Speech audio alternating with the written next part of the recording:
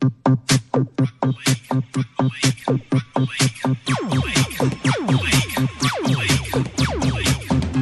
afternoon and welcome back to the Mad Monday podcast, brought to you as always by 4 and 20 Pies, the perfect at-home snack for watching rugby league. My name is Tino Fa'asua Manaiawi. I'm joined by Adam Whenua Keezy this afternoon. Good afternoon, Chris. How are you getting on, mate? Really good, Manaia. I have just looked down at our schedule and seen that you and I are commentating this Sunday. Yeah. The Dolphins. I've also looked at our record and that we've never commentated a loss all season. We've never commentated a win. Sorry, a win. Yeah. That was another loss right there. And I've also looked at hundreds of comments and texts over the last couple of months saying, ban those two from doing commentaries together. Yes. To which I said, completely. Yeah.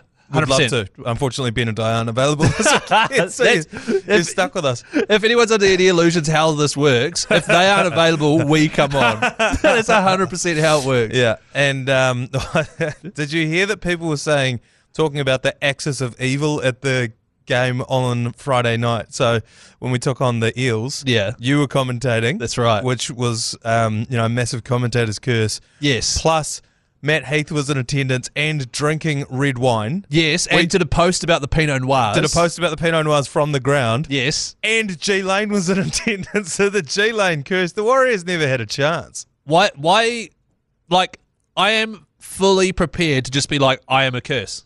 Yeah. But, however, last season we commentated almost a shitload of games and we were winning. Yeah.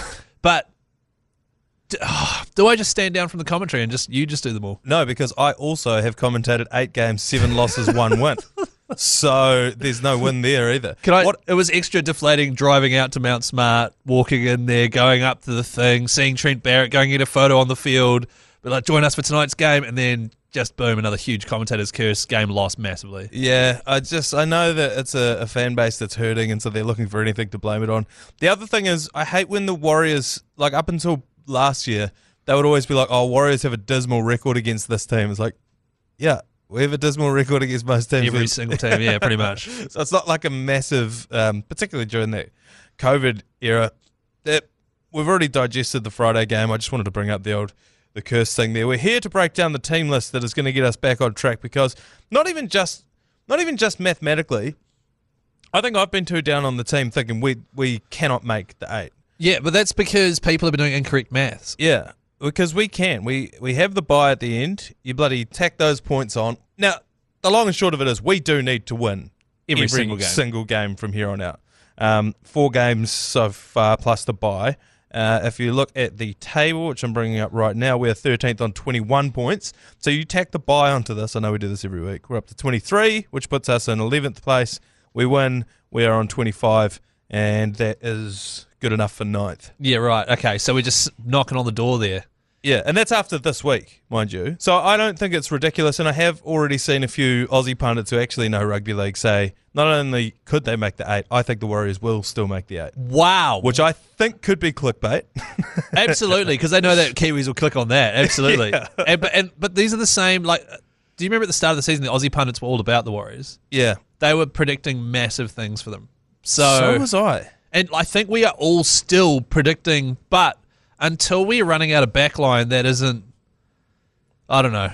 Well, this is the backline that is being run out this weekend against Wayne Bennett's Dolphins, which I would like to remind you are 9th. So, and they're on a downward slide, but they scored 30 whatever points against the Roosters at the weekend. They are just so hard to beat. On any given day, they could score so many points against us. Oh, yeah. And so the Warriors team list reads thusly. Shaun's Nickel Kluster, he's going to be in number 1. Dallin Watene-Zalesniak will be in the number 2 jersey. Ali Taua retains his centre spot. But Moala Graham-Taufa has been dropped. So Rogers in there, and then the Cozzy Club comes back on the other wing. Roger back to centre. This is obviously, I wouldn't say a vote of no confidence in Moala Graham-Taufa, but I just think, he's been dropped, hasn't he? Well, he's had two games for the Warriors, maybe 3. And from what I remember, his debut was excellent, as a lot of those players who have come on for us this year they've been excellent.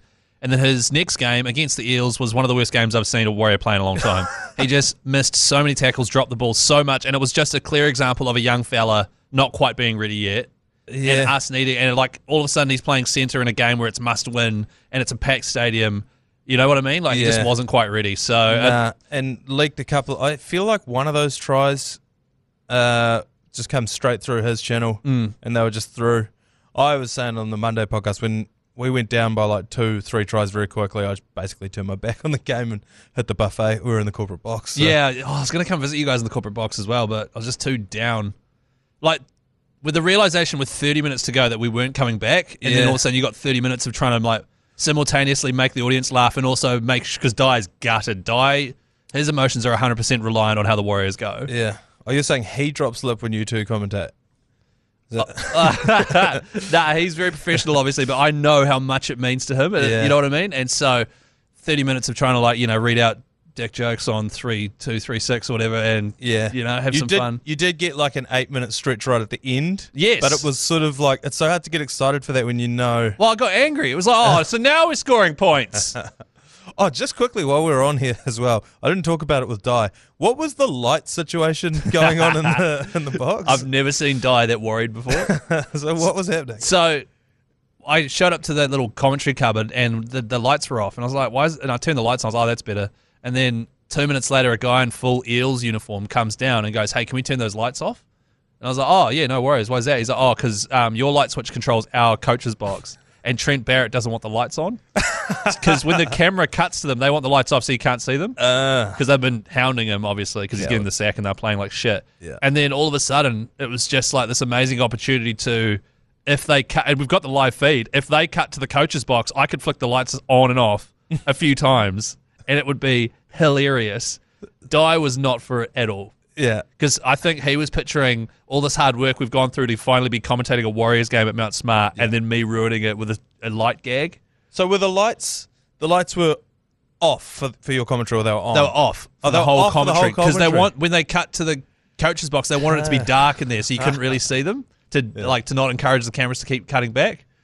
And then, but like, imagine they cut to Trent Barrett and just one light on, light off. That would have been hilarious. I reckon on, off, then just when he loses the plot, back on again.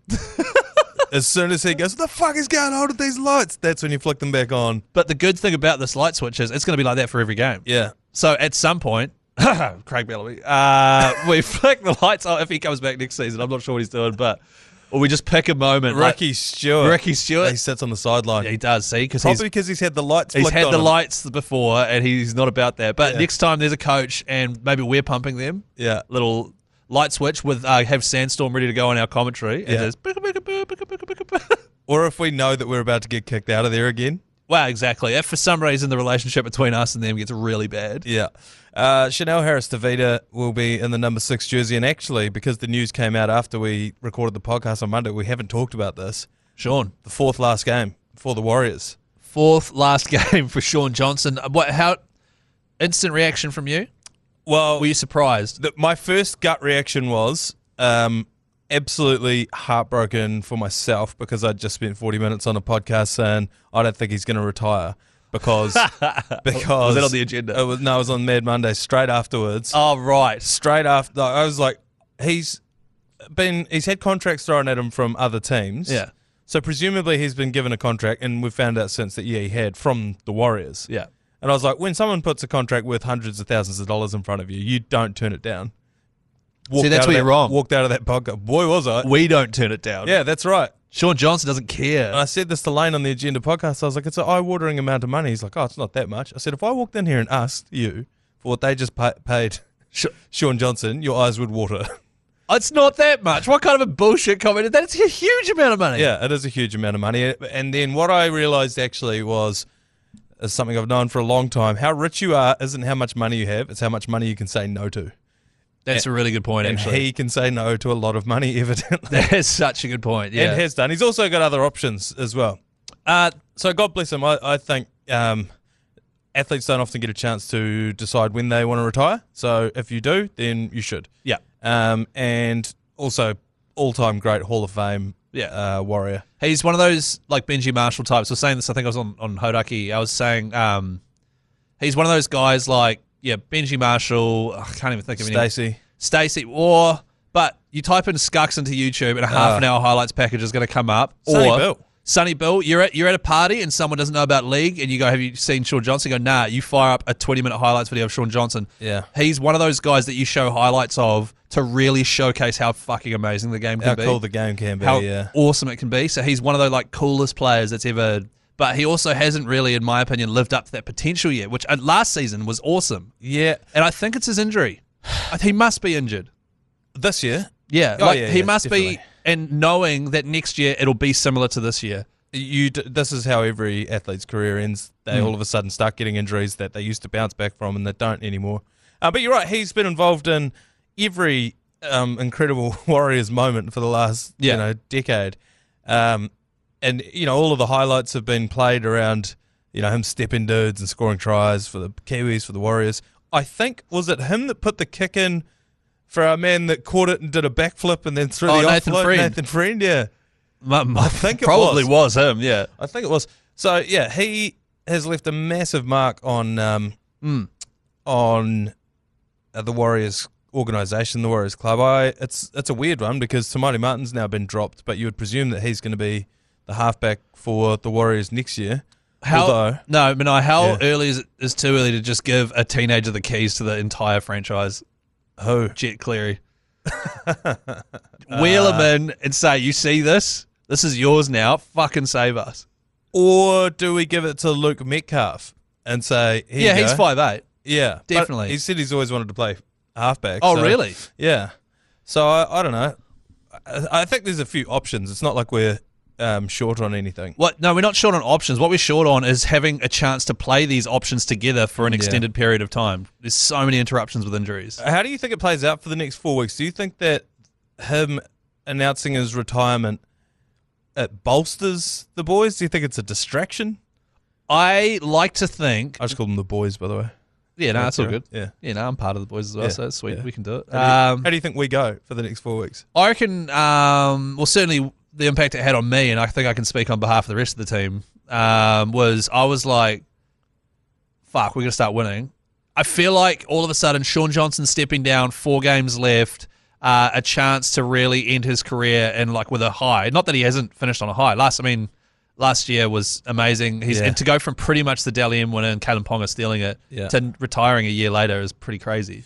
Well, but people were calling for him to retire the year before that. Oh, and I was probably part of for a wee bit there when we were going horrifically. Yeah. That's just the stuff you do when you're emotional after another Warriors loss. But I feel like hopefully it does make our players stand up and at least just play with some heart and make those tackles that we've been sort of half-ass on. And, just things like that. Yeah, just makes us play a bit better. And it's a theme for the rest of the season, is send SJ off in style. Absolutely. Because you want to be part of those highlights in that last game and those last few games. They're all. I mean, there's only one more home game left, but that's a sellout. I reckon the other ones are going to draw massive crowds because we travel well. But I think that Shaun Johnson's going to go well over these next 4 weeks. I hope he stays healthy for these 4 weeks. You were saying you're going to bring him into your Supercoach team. Final send-off. I would think about it. Yeah, I've thought about it. But that would mean dropping Nathan Cleary. Nah. So anyway, we're still naming the team list. Yeah. The forward pack's unchanged. Adam, Wade Egan, Barnett, Marata, Kurt, Dylan Walker at 13. And then the bench, Freddie Lussick, Tom Ali, Jazz Tavanga. Good to see him back from that hamstring injury. And Leka Halasima is going to be on the bench as well, which I think is great. He's had a great season so far, Leka. Yeah, he's been great. Just the 3 games that he's played. Well, the 3 games for 8 minutes that he's played. Just use them. You've got these fellas, just freaking use them, Yeah, for sure. The bench still does my head in. But anyway... he won't get on the field, so don't worry about it. 18th man, it's not on your sheet, but 18th man is Tamati Martin. Interesting. Don't know. Again, what does that tell you? Well, to be honest... Nothing. There's absolutely nothing to be read into there. He's just a utility player, isn't he? He can cover a lot of positions. If it tells me anything, it's that maybe is it a way of Webby being like, hey, you're still one of the most important players to us in light of the news that Shaun Johnson's retiring? Is Webby's just keeping him on the hook. Yeah, keeping him, as we say, hey. You're so important to us that... Babe, when me and the missus are on the rocks, all right?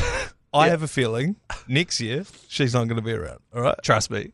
Now I can't have you in the changing sheds. Obviously, you understand that it's going to be too political, but I still want you on the team. So just hang around, stay in the corner, And all it's going to take is 2 head injuries, and then boom, you're back. That's right. You could be back this week. I don't know, but you could be, if depending on how things go. So yeah, I think Tamati Martin. I don't know if you're going to have a side piece, you could do worse than. Oh, absolutely, in both on the field and in the sheets.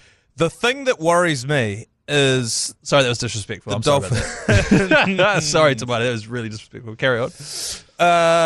Is the Dolphins team just...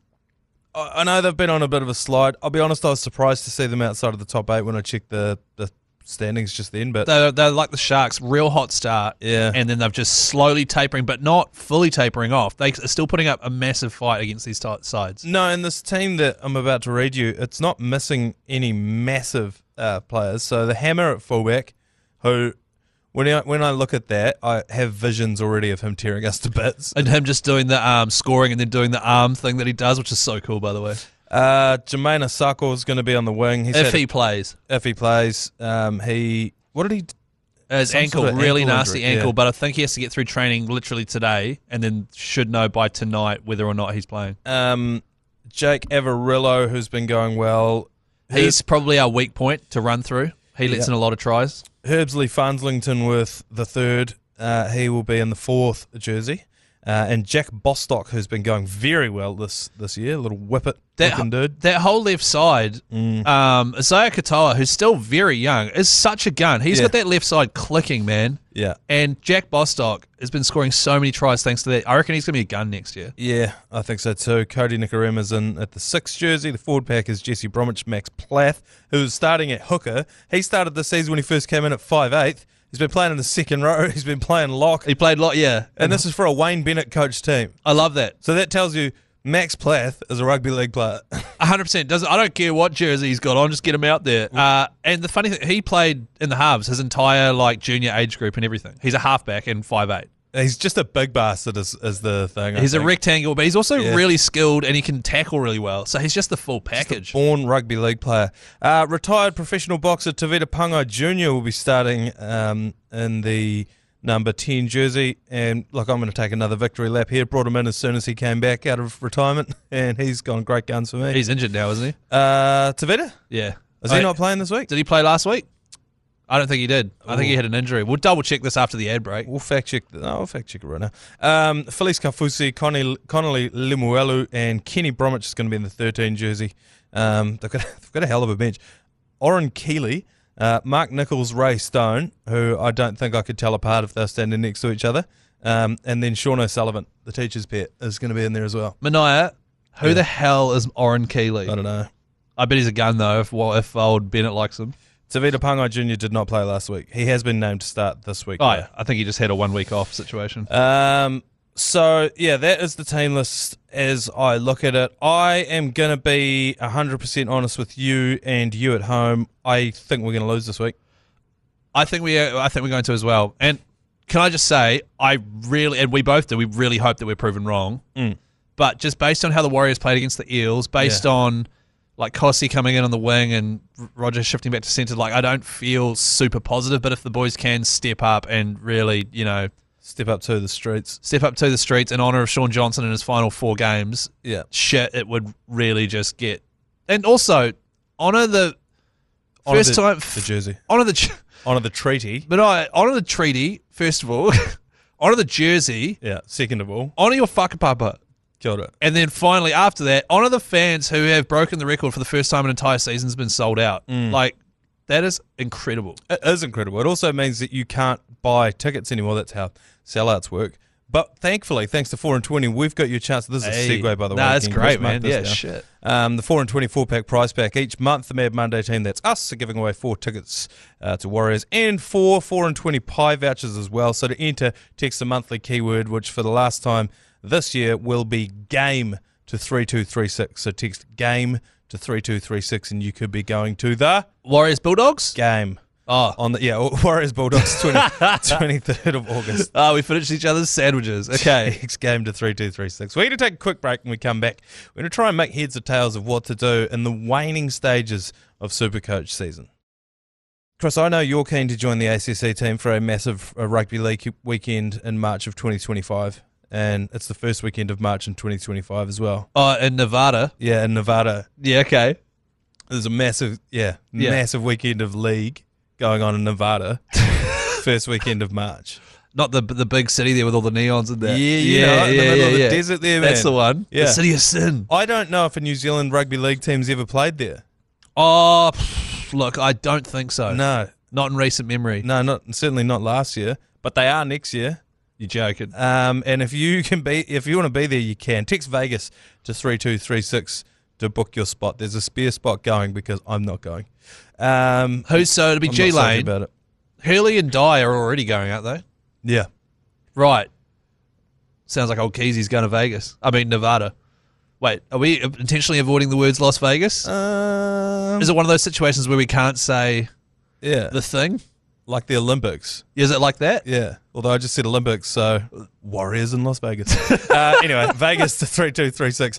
Supercoach this week, Chris. If you are playing in a head-to-head league, you will most likely be into your finals now. And I know that's true for us. I think most people at this sort of time of the season, probably even a couple of weeks ago, switched their attention from overall to head-to-head when they realise they cannot win the overall. Well, that's exactly where I am. Yeah, 100%. The funny thing about overall, like if I look at overall, I'm 10,300th in the world, which isn't too bad out of 100 and something thousand people, but I want to finish higher in the Mad Monday Munters group. Yeah, because you see these people every day. No, well, I never do. Oh, the Mad Monday Munters group. The open group that all the listeners can join, and we'll fire it up again next year. 100%. I just want to be like top 10 in that for some reason. But where are you? I think I'm 34th. But the issue is 35th. Sorry. The issue is you can't play overall and head to head, and do a good job of both. I've been half-assing either all season. Yeah. And like doing things due to matchups, like I'll be playing you, for example, and I'll make a stupid captain decision because you're captaining the same guy and I need to win and just like take a chance. Whereas overall that wrecks you. Yeah. And so Isaac out in the office, who was on the coverage pulling the fingers in an Eels jersey, he was, because I'm playing him this week, he was giving me shit. And also he was saying he might have an overall team next year and a head-to-head team, which is way too much number management for me. Although great news for his girlfriend, because that's right, yeah. My theory is any man who has more than one fantasy team is not cheating on his missus because it's just too much to manage. Shit, I should get another one. Missus? Just, Another missus? Yeah. Because I'm only doing one fantasy team, yeah. You're only doing one missus. I've got a head-to-head missus. I need an overall missus. I've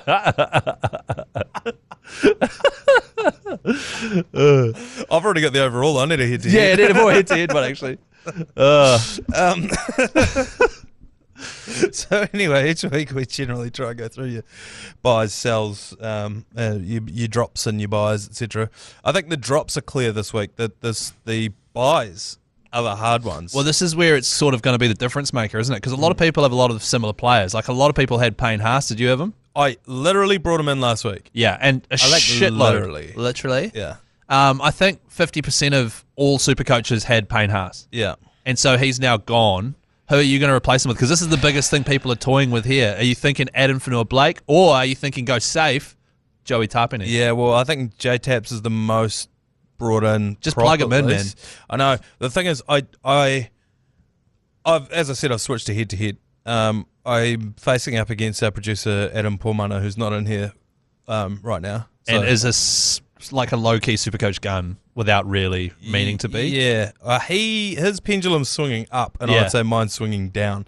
But I have Adam Fanua-Blake, and I need to fire a shot this week, or this could be my last week of head-to-head Supercoach. And do you have like a, if you lose this week, you've got another chance? Don't think so. Right, so it's all or nothing. So what are you thinking? Well, I have trades. So I have 6 trades. Great position to be in. I've only got 3. And I have $269,000 up my sleeve because I was aiming to get Crichton in next week. I'm going to predict who you're going to get. Okay. Mitch Barnett. Yes. Because he's expensive. He's 800 and something. He is 826. But I just was looking at them and I was like, yeah, Joey Tapine, he scored 98 last week. Well, this week just been. I think he scored well the week before that too. But I need guaranteed high numbers, and that's Mitch Barnett. Yes. It doesn't matter who you're playing against. It doesn't matter, Mitch Barnett just shows up and does a job. So his like 3 or 5 round average is about 90 or something. He's playing out of his skin. Oh yeah, it might even be more than that. It is ridiculous. So yeah, I'm going to bring Mitch Barnett in, but I do think if you've got Haas 9 times out of 10, just bring Tapine in. That's a clear difference between overall and head to head right there, because if you're going overall, don't bring Mitch Barnett. I've already got him, which is great, but don't bring him in because they don't play around 27. Yeah. So you're getting a guy for 4 games, or whatever it might be, 4 games, whereas only play 4, whereas you could get Joey Tapine for 5. Yeah, or if you didn't have him, to be honest, like you could get Ponga, you could get Tedesco, like you could get. Yeah, well, this is the next thing. So everyone's got Payne Hart, so you're going all in with Mitch Barnett. Yeah. The next thing that's happened is Dom Young's gone down, but the Roosters are on a bye. Yeah, so I'm going to leave Dom Young because he could be back next week. Anything could happen, and the amount of times I've fucked myself this year by being like, I'm going to get ahead of the curve. Yeah. Because my team was doing well, and I tried to snowball that win, the winning, into like getting even further ahead. And you turned a win into a loss. I was doing things like jumping on Cleary that first time when he came back from the hammy, then he was out again. I jumped on Nico Hines when he came back, Beauty broke his leg. Yeah. You know, so I've been doing shit like that, and it has really come back to bite me in these last few weeks. So you go full conservative? So I'm going conservative. Having said that, I'm going to follow my own advice from last week where I said, if you want to fire a shot this week, try bring in Cam Munster and see how he goes. Now, he went 63. I brought him in last week. Yeah, fine. 63 is about par for the course for a 5/8. Yeah, well, I was hoping he would really fire a proper shot, and then I wouldn't, because what I did is brought him in when he was 60 grand more expensive than he is now.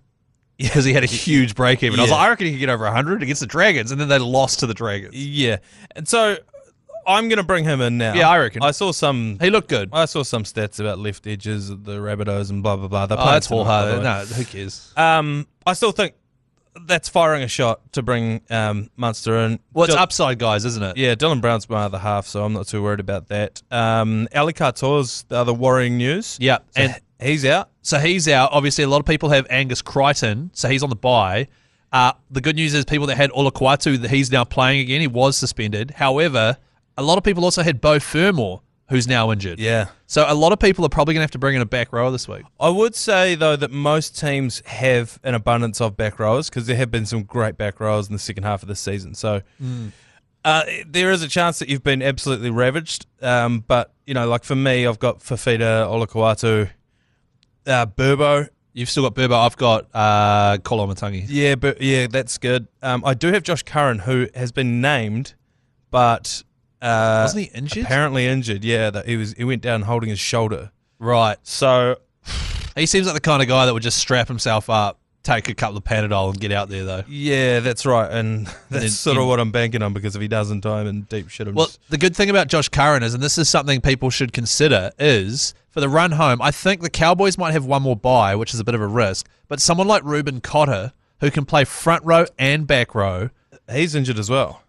Is he not playing this week? I think he's back this week. Oh, okay. I mean, fortunately, we've had plenty of time to prepare. Yeah, he is. He's in at 13. So, and the reason I suggest Ruben Cotter is because there's no origin or anything. He has to play. They're playing for where they're going to stop in the 8, where they're going to sit. And he can be front row or second row. So if any injuries happen and you're low on trades and you need to bring someone in, bringing in a dual position to play it safe can be a good option. Or fire a shot and bring in a big gun. Yeah, there you go. The Cowboys play Broncos, Raiders, who suck at the moment. The Broncos. They do suck at the moment. So they've got a bye after Raiders. Then they've got the bye. Then they've got the Storm, and then they round out the season with the Bulldogs. So yeah, I don't know. I was the other option I had was Tommy Dearden as well. But yeah, I don't think there are any clear buys. I think if you can't be asked thinking about front row forward and you got Haas, just go Tapine, and then other than that, patch it up where you can. Ali Katoa, I thought about just going Katoa to Crichton. Yeah, because I need Crichton as well, but I don't know if I will get him. Because who knows what's going to happen over the next week, you know? Yeah. Crichton could break his neck in training. You just don't know. But also, we might also find out that Ali Katoa, it's just they're saying he's being rested because of his knee. Yeah. We don't know if it is a resting, or it could come out that actually he's out for 6 weeks. You know, like we don't know what the story is yet. No, we don't. So any other clear buys for you? Kalen Ponga. Oh, yes. So here's my strategy for the rest of the season. I have Kalen Ponga. I am all in. Oh, when did you bring him in last week? Against the Panthers. It was a few weeks ago now. Yeah. Right, okay. So I am officially all in on the Knights from here on out. So if the Knights go well, they're playing the Tigers this week, by the way. They have got the best stretch of games. They've got 3 of those games are at home, and they're all pretty easy teams to play against that allow a lot of points. Knights, Sharks, they then play the Rabbitohs. They then turn around and play the Tits, and they finish their season against the Dolphins. That's right. So these teams that all are allowing like quite high-scoring games. I'm all in on them. I'm all in on Ponga, hopefully having another tier like the end of last season. I've got Origin Gags, who's definitely not Origin Gags at the moment. Have you got Marju? I've got Greg Marju, and I was even toying up bringing in like another night just to go really all in on them, but those are my 3 boys, and I need them. Oh, and I've also got Jaden Brayley as my reserve hooker, but if the Knights go well, I'm going to go well, and I should be able to get through this head-to-head finals stage. You're hitching your wagon to the Knights. But also I had Pappenhausen, who scored 11 against the Dragons. Yeah, Pappenhausen's been tough this season. Very tough. Like, when you watch him, when you watch a game of rugby league and you see a player and you go, far out, he looks great, I have to have him in my team. The opposite of that is what's happening with Pappenhausen. I watch him and I go, he's not getting involved, he's passing the ball a lot. When he does get the ball in space, he tries to run but isn't as fast anymore because of his injuries, granted, and he gets 5 injections on his foot before every game. Yeah, I think if you've got Pappy, even though they've got a good run home, get off him to Ponga. It's only 100,000 more. I think Ponga's cheap. Yeah, and chances are you're going to need someone to cover you probably have Tedesco as well. So Teddy and Ponga, yeah. Captaincy. Now, all season I've been saying, if you got Cleary and he's going, captain him. But you may need to try and win your league. Well, this is the thing. Week. He's playing like the 3rd game of the round, maybe Friday night or something. Yeah. So chuck a V on him and just set a reminder or something to double check and make sure you do the loop properly, because he's playing so early and everyone's going to captain Cleary, right? I don't know. Here's my other shot that I'm prepared to fire. Right. I think you might agree with me. Pong is playing the Tigers. Oh, yeah, he's my captain. And Cleary's my vice captain. Yeah, I think that's probably the way I'm going to do it. And I will fuck up the VC loop. What does Cleary have to score for you to not captain Ponga? Because I had this last week. I like to think over 120. I'd be like, oh yeah, okay. I had this exact problem last week where Val Holmes scored 136 and he was my vice cap. That was on the Thursday night game. Yeah. And you stuck with Cleary though, who got 90. Who got 90. But then whoever you brought in, if you'd done the VC loop, probably would have scored. Your lowest scoring player would have got hardly anything. So it kind of comes out in the wash. I think about 130 is sort of the If it's over 130, you should do it. So you vice captain Cleary, and if he goes for one of those 150, 180 games, that's right. Yeah, okay, that's the way I think everyone should play it. And if you don't have either of those dudes, you're probably not listening to this podcast. And also, if you don't know how to do it, just bring one of your roosters in that's on the bye after Cleary's game and captain him, and then your lowest scoring person on the bench who isn't reserved, their points will count instead of the guy on the bye. Which last week for me would have been, I think for me it was David Moali for the Rabbitohs, who scored 43 or something. Oh, none of my other dudes scored. Sweet, so you've got a free VC loop potentially. Yeah. Because your lowest scoring would have been the guy that you took out. Oh, which would have stayed, which would have been Dom Young, which is 30, so. Yeah, so sweet as. Anyway, yeah, so that's how I'm going to play it. I think Vice Captain Cleary, Captain Ponga, or if you're feeling a bit nervous, just Captain Cleary and don't worry about it. The issue you've got with VC loops is that your VC is always on a Saturday night. Yep. And like traditionally looking back at the calendar, Saturday nights, and I fit into this mold as well, you're usually quite steamed. And so you're in a position where you all of a sudden have to do some advanced mathematics and do a VC loop. Hungover. Or hungover the next day, you can't even be bothered looking at the app until the game started, and then you realise. Yeah. So it's a real dangerous thing to play with there. I've genuinely had it where I've been out for dinner, and I'm like, oh, fuck, I didn't VC loop. Actually, you and I was somewhere, it might have even been in Bali. We were in Bali on a boat, almost dying. And I was like, oh, fuck. And you go, you forgot to do the VC loop, didn't you? Because you were on your phone looking at something. You went, oh, fuck. I did the same thing. So, yeah, that's why it's so risky. It's not because it's hard to do. No, you just forget. It's because it's hard to, you got to factor in real life. Anyway, okay, that's how we're going to play it this week. Good luck to all of you who are competing in the Supercoach this weekend. We are going to take one last break, and when we come back, we're going to put our hunch together. Well, welcome back into the podcast. I'm just scrolling back through the bet slip on the TAB account because I think that you put together one of the all-time hunches, one of the all-time vibe punts last week. I loved it. And it's something I think we need to do more of. Last week, Chris's hunch was every player who had been linked to leaving their club at the end of the season to score in the That Warriors week, yeah. Eels game. So it was Blaze Talangi, Dylan Walker, and Jazz Tavanga. Now, 2 of those players will come off the bench or at least play reduced minutes. Yeah. And Dylan Walker got injured pretty early doors. Yeah. And Jazz Tavanga did not score. Blaze Talangi did. He scored. Yeah. I was a big fan of that. Yeah, but I it was love that paying kind of thing. $15,000. $15,000. So if that had come in with our $100 bonus bet, that would have been all time. But it didn't happen. It didn't even look like happening. No. Is there anything... Geez, is Shaun Johnson the vibe this week? Shaun Johnson retiring? I think Shaun Johnson 2 or more tries. Shaun Johnson 2 or more. I love it. To score 2 or more tries. But I've just pulled that out of my ass right now. I want you to know everyone pulls all of their bets right out of their ass. Yeah, true. Shaun actually. Johnson to have 2 or more tries at $14. Yeah. He'll be brimming. Fuck it, we're on. He'll be AJ Brimson. He'll be AJ Brimming's son. And I am going to place this bet before we even walk out of the studio. It's going on right now. That is our hunch. Shaun Johnson to score 2 or more tries. That is $14. If you want him at any time, that will net you $3.45, which I don't mind either.